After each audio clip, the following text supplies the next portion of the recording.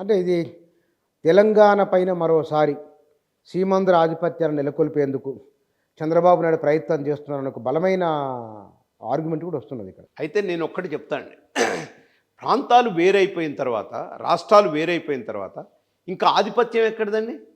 అసలు ఆంధ్ర వాళ్ళు ఏం రూల్ చేయాల్సి వస్తుంది? ఇక్కడ తెలంగాణలో తెలుగుదేశం పార్టీకి చంద్రబాబు నాయుడు గారు అదే చెప్తాడు. చంద్రబాబు నాయుడు గారిని ఇప్పటికి మా సీనియర్ లీడర్లు చాలామంది, దయాకర్ రెడ్డి గారు చనిపోయినారు పాపం, అనేక సార్లు మీ ఇంట్లో నుంచి ఎవరన్నా ఇవ్వండి, మీరెవరన్నారండి అంటే లేదు ఇది తెలంగాణ ప్రాంతము, తెలంగాణ ప్రాంతంలో ఉన్న లీడర్లు మీరే డెవలప్ కావాలా, మీకే రాజ్యాధికారం, మీరే చూసుకోవాలా అండర్ డైరెక్షన్ అంతవరకే. అంటే ఏం డైరెక్షన్, పార్టీ ఎట్లా నడపాలి, ఏం చేయాలి అంతవరకే. కానీ day to day programme, even Telangana విషయాల్లో అనేక విషయాలు మీరు చూసే ఉంటారు. ప్రాజెక్టుల విషయంలో మేము కొట్లాడినామండి. పోతిరెడ్డిపాడు విషయంలో తెలుగుదేశం పార్టీ పక్షాన నేను కోర్టులో ఇంప్లీడ్ అయినా. జనార్దన్ రెడ్డి గారు ఆ రోజు బీజేపీలో ఉన్నారు, వారు ఇంప్లీడ్ అయినరు. పోతిరెడ్డిపాడు రెగ్యులేటర్ది ఆ రోజు బొక్కదవుతున్నట్టు ప్రభుత్వం 10 రోజులు మెదలగాకుండా ఉంది. కేసీఆర్ 10వ రోజు మేము కోర్టుకు పోయినాక 10వ రోజు కేసీఆర్ బయటకు వచ్చి స్టేట్మెంట్ ఇచ్చిండు. తెలంగాణ ప్రాంతానికి అన్యాయం జరిగితే ఊకోమని చెప్పాల. పార్టీగా ప్రజల ఆకాంక్షలు ఏవైతే దెబ్బతింటున్నాయో దాన్ని ఫైట్ చేయండి మీరు. డెఫినెట్గా మన ప్రభుత్వం ఉన్నా, ఏ ప్రభుత్వం ఉన్నా ఫైట్ చేయాలి. వాళ్ళ యొక్క ఆకాంక్షలు ఏవైతే వాటిని మీరు చెప్పాల్సింది తప్పదనను. అందుకనే మేము ఏమంటున్నామంటే ఇక్కడ ఆంధ్ర పెత్తనం అదే కదా. కేసీఆర్ ఏం చేశాడు? మహాకూటమి పేరుతో మేము కాంగ్రెస్ పార్టీతో కలిసి ఎన్నికలకు 18లో వచ్చినాడు. ఏం చేశాడు? ఆంధ్ర పెత్తనం అని చెప్పి ప్రజలను మోసం చేసి 88 సీట్లు తీసుకున్నాడు. ఆ రోజు ప్రజల్ని మోసం చేసి, మోసం ఎందుకైతే ఆయన చెప్పాలనుకుంటే చెప్పిండు. ప్రజలు ఏం చేశారు? తాత్కాలికంగా అవునేమో నిజమేమో, కానీ తర్వాత అర్థమైపోయింది ఇదంతా ఉత్తదే. తెలంగాణ ఆంధ్ర సెంటిమెంట్ రేకెత్తడమే కానీ ఎవరి ప్రభుత్వాలు వాళ్ళకి ఏర్పడిన తర్వాత, ఎవరి వాళ్ళకి అయిపోయిన తర్వాత ఇది అయిపోయింది అని చెప్పాను. ఆఖరికి మీకు ప్రేమ ఉన్నా లేకపోయినా విశాఖ స్టీల్ని వదిలిపెట్టనీయనని కేటీఆర్ మాట్లాడతాడు. ఆంధ్రాలో లీడర్లు లేనట్టు ఈయన విశాఖ ఉక్కు గురించి మేము పోరాటం చేస్తామంటాం. అవును, మరి తెలంగాణ లీడర్ లేనట్టు తెలుగుదేశం పార్టీకి ఇక్కడ డెఫినెట్గా బీఆర్ఎస్ ఉంది, కాంగ్రెస్ బీజేపీ. నేనేమంటున్నట్టే కాంగ్రెస్ పార్టీ ఆల్ ఇండియా లెవెల్లో ఉంది, Bharatiya Janata Party all India లెవెల్లో ఉంది. మేము కూడా ఉన్నాం, మేము కూడా మా శాఖలు ఉన్నాయి. మరి ఈయన కూడా మాట్లాడతారు, మేము కూడా జాతీయ పార్టీ. కేటీఆర్ మేము మాట్లాడొద్దంటలా, మాట్లాడాలా. ఆయన భారత రాష్ట్ర సమితి పెట్టుకుని ఆంధ్రప్రదేశ్లో కూడా శాఖను పెట్టుకున్నాడు. బహుశా ఆయన అధ్యక్షుడు వెళ్ళిపోయిండు, అది వేరు విషయం. మహారాష్ట్రలో శాఖను పెట్టుకున్న ఆ అధ్యక్షుడు వెళ్ళిపోయిండు. బహుశా అది వేరు. వాళ్ళు పార్టీ శాఖలు పెట్టుకున్నారు, పార్టీ పెట్టుకోవచ్చు. ఈ భారతదేశంలో ఎవరైనా రాజకీయ పార్టీని పెట్టొచ్చని. కానీ మన ఆకాంక్షలు, మన యొక్క మేనిఫెస్టో, మన పార్టీ విధానం ఇతరులకు నచ్చాలి కదా. నువ్వు పెట్టినంత మాత్రాన్ని కాదు కదా. ఎందుకు ఎంపీ సీట్లలో ఒక్క సీటు కూడా గెయిన్ కాలేకపోయినారు మీరు? ఇప్పటి వరకు కూడా వాళ్ళు దాని మీద సమీక్ష అనేది పెట్టుకోలేకపోయినారు. ఎందుకు పెట్టుకోలేదో మనకు అర్థం కావట్లేదు. అంటే ఒక రాజకీయ పార్టీ ఓడిపోయిన తర్వాత 17 సీట్లలో ఒక్క సీటు కూడా కనీసం కొన్ని డిపాజిట్లు రాలా, ఓ 2-3 చోట్ల డిపాజిట్లు వచ్చినాయి. ఏం జరిగిందనేది కూడా వాళ్ళు తెలుసుకోలేకపోయినారు.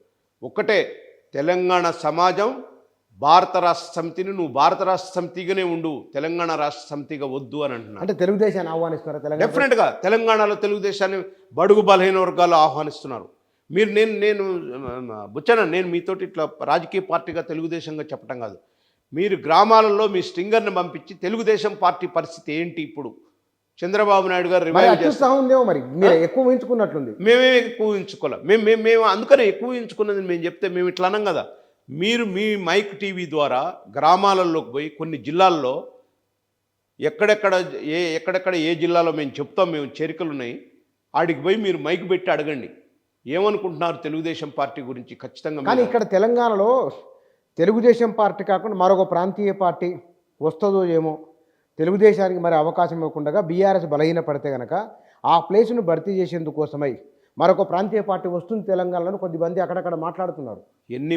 ఇంతకుముందే చాలా పార్టీలు వచ్చినాయి ఇక్కడ. చాలామంది టీజేఎస్సీ కోదండరామ్ గారు పెట్టినారు, ఇంకా మన ఈయన గౌడ్ గారు ఒకటి పెట్టినారు, నకరకల్.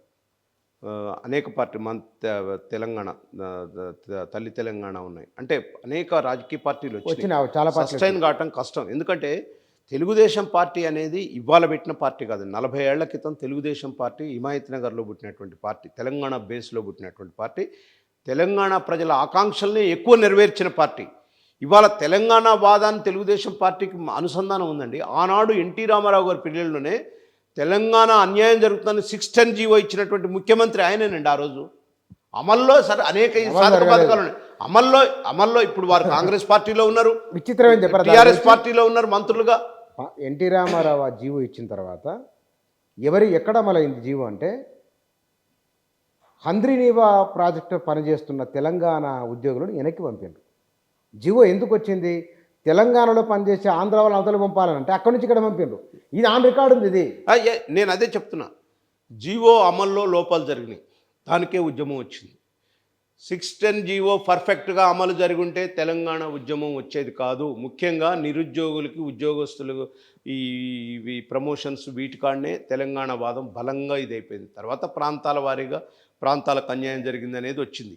కానీ ముఖ్యంగా 610 జీవో గనుక అమల్లో గనుక చిత్తశుద్ధిగా 100% అమలు జరిగి ఉంటే తెలంగాణ ఉద్యమం ఈ ఎత్తున వచ్చేది కాదు. ఎందుకంటే మనం చూసాం కదా, ముఖ్యంగా ఎన్జిఓస్, నాన్ గెస్టెడ్ ఆఫీసర్స్ కానీ వాళ్ళు ఉద్యోగులే బయటకు వచ్చి పెద్ద ఎత్తున ఉద్యమాలు చేశారు, నిరుద్యోగులు చేశారు. అసలు ఈ రాష్ట్రం ఏర్పడటానికి రాజకీయ పార్టీలు కొంత కారణం అయితే మెజారిటీ కారణం నిరుద్యోగ విద్యార్థులు, ఉద్యోగులు, నిరుద్యోగులు, ఈ ముగ్గురు కలిసే ఈ రాష్ట్రం ఏర్పడింది.